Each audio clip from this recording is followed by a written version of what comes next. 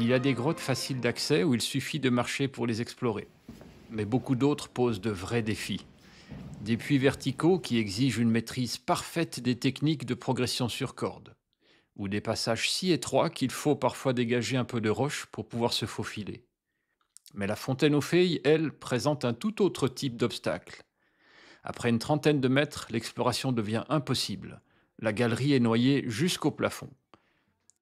Alors pour aller plus loin, il a fallu de la technique, de l'ingéniosité et surtout beaucoup de persévérance. En clair, il a fallu vider le siphon, puis un deuxième, et encore un troisième. Cet épisode dévoilera le franchissement de ces obstacles et la découverte de ce qui deviendra pendant longtemps la plus grande grotte du Salève. Et nous vous dévoilerons des extraits d'un superbe film documentaire, dont plusieurs séquences ont été captées au cœur même de l'exploration. Merci à Gérald Favre, son auteur, de l'avoir mis à disposition d'UC Merveille. Mais avant même de s'engager dans ce boyau humide, encore fallait-il savoir qu'une grotte se cachait là. Puisqu'on l'a vu dans l'épisode précédent, hors période de crue, pas de cascade, et donc rien qui signale la présence de la grotte. Son entrée en pleine falaise est pratiquement invisible depuis le chemin. Pourtant, elle était bien connue, localement et même au niveau national. Surprenant? Voici la preuve en image, une gravure du 19e siècle extraite de l'ouvrage Nice et la Savoie. Mais trêve de parole, place maintenant aux images d'archives pour revivre l'exploration de la fontaine aux fées. Nous sommes le 10 juin 1977. L'équipe de spéléologues prépare son matériel pour une exploration ambitieuse. Le héros du jour s'appelle Gégène, un vaillant groupe électrogène chargé d'alimenter la pompe qui permettra de vider le siphon.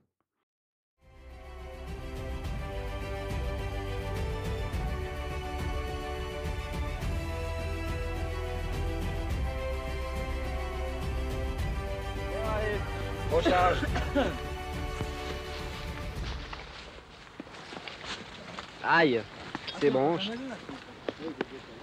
Non, pas encore, mais fais gaffe, t'es en train de dérouler le corps. Putain, j'étais pas vrai. C'est escarpé et il y a même un bout de falaise à franchir avec les tuyaux de pompiers, les câbles électriques et la pompe. Mais Gégène reste au pied de la falaise. Christian, tire, c'est bon. Lisse. C'est la bête, celle-là. Tu peux la choper là? Ouais, je vais la prendre. Attends un moment, si tu, Ah, peux, je soulève un peu. si tu peux la pousser encore un bout tout seul. Ouais. Parce que. Le reste du matériel doit être acheminé à la main à travers les galeries. T'arrives à passer?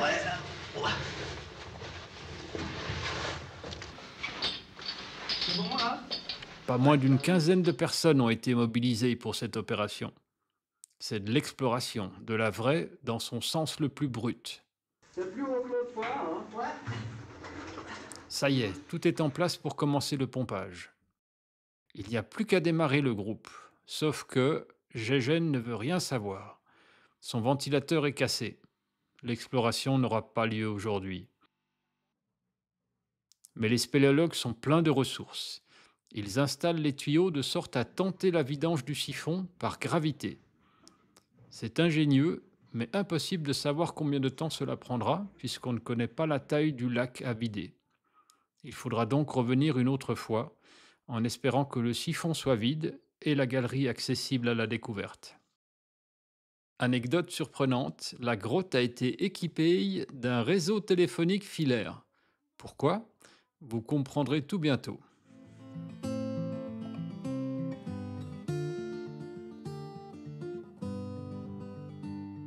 Mais qu'est-ce qui motive les spéléologues à faire autant d'efforts pour une activité de loisir?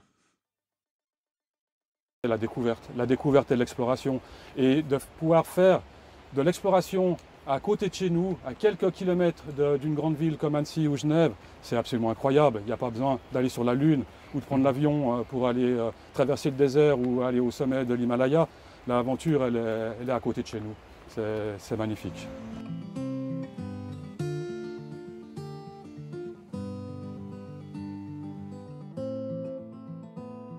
Le 18 juin 1977, donc 8 jours plus tard, l'équipe est de retour avec le groupe électrogène réparé. Les siphons 1 et 2 ont pu être vidés par gravité. Reste le troisième siphon à vider, avec la pompe. Et donc on compte sur Gégène pour fournir l'électricité. Alors on est arrivé au siphon avec la pompe.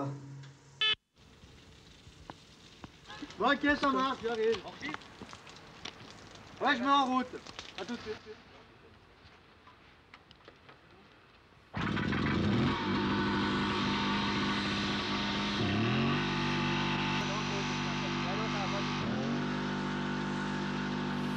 Ouf, il assure et le pompage commence.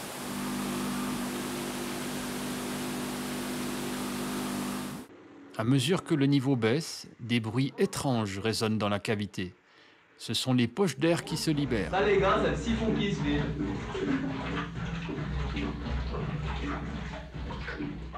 L'obstacle est franchi. Place à la découverte.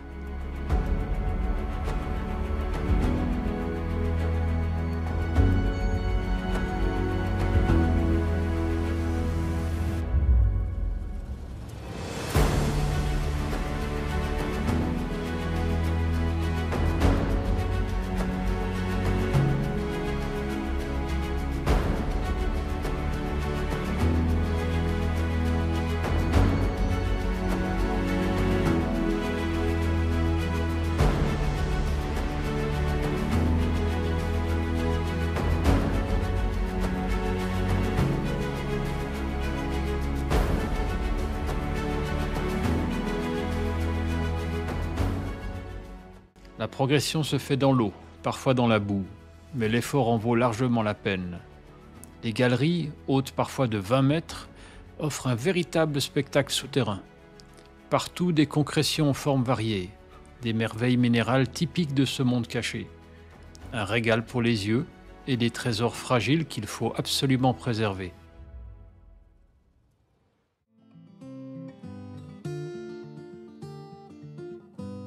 Voici ce qu'en dit, 47 ans après l'exploit, l'instigateur et le leader de cette exploration hors norme.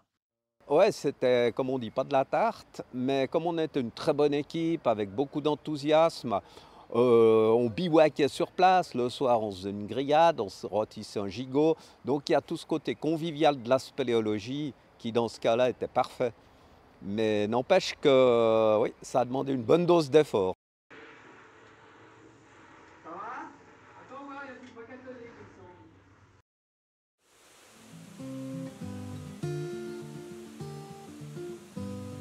En 1977, cette petite grotte d'à peine 30 mètres de profondeur a soudainement révélé un tout autre visage et elle est passée à 600 mètres de longueur.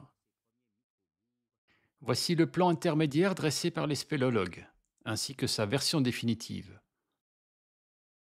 On appelle ça une topographie. La partie entourée représente la galerie d'origine et le reste, les galeries découvertes en 1977.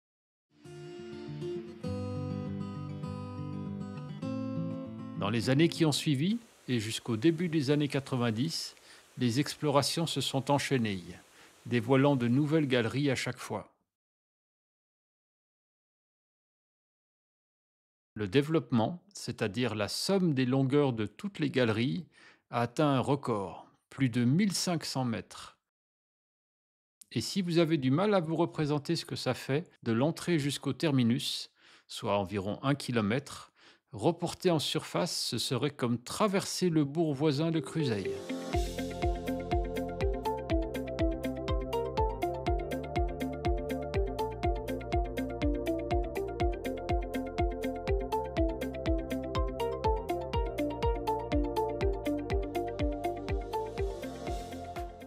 La discrète fontaine aux Feilles est ainsi devenue, pour un temps, la championne du massif du Salève. Et de loin. Une belle récompense pour ces premiers explorateurs. Dans le prochain épisode, nous verrons pourquoi la fontaine aux Feilles est intermittente, d'où vient son eau, et nous découvrirons bien d'autres éléments qui lèveront le voile sur ce mystère souterrain.